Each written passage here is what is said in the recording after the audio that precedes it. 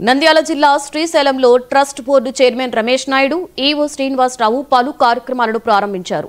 ఆలయంలోని శ్రీ గోకులం ఆధునీకరణ పనులకు భూమి పూజ చేసి నిర్వహించారు.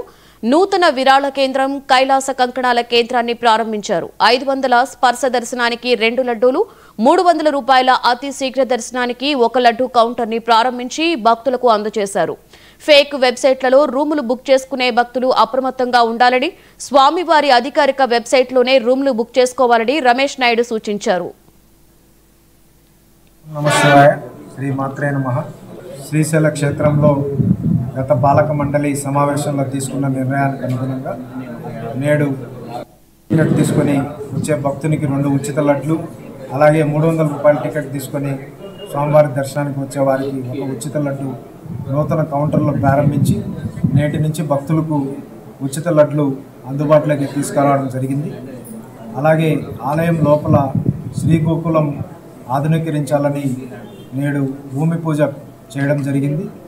శ్రీవారి భక్తులకు కానుకలు ఇచ్చేదానికి ఒక మంచి వసతి ఉండడానికి డొనేషన్ కౌంటర్ను కూడా ఆధునీకరించి నేడు ప్రారంభించడం జరిగింది. అడ్మినిస్ట్రేషన్ బిల్డింగ్లో చైర్మన్ గారి ఛాంబర్ను ఆధునీకరించి ప్రారంభించడం జరిగింది.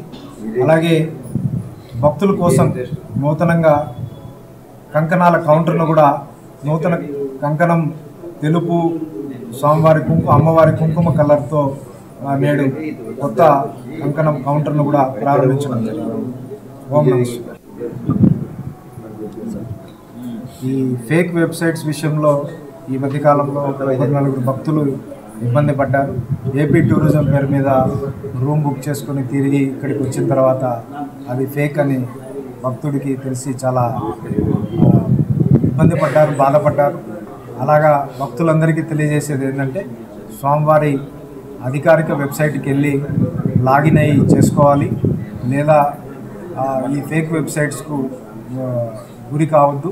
ఇప్పటికే నష్టపోయిన భక్తుల విషయంలో మేము గూగుల్ నోడల్ ఆఫీసర్ కంప్లైంట్ ఇవ్వడం జరిగింది. స్థానిక పోలీస్ స్టేషన్లో కూడా కంప్లైంట్ ఇచ్చి సైబర్ క్రైమ్ కింద